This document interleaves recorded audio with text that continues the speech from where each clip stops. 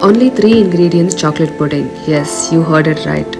Only 3 ingredients, no agar, no gelatin, quick, easy and super tasty chocolate pudding. Welcome back to my channel, Food Vision Hub. Come now, let's begin.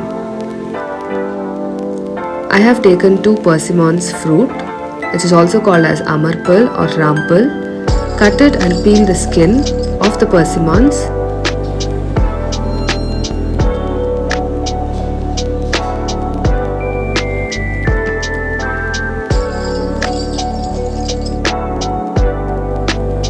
Now cut them into small pieces as shown.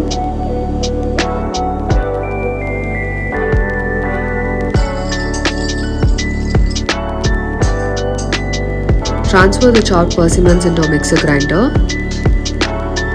Now add 1 tablespoon of cocoa powder, 1.5 tablespoon of jaggery. This is additional, you can also skip it.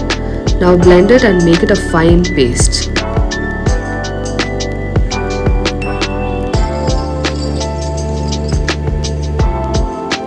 Transfer into a small bowl.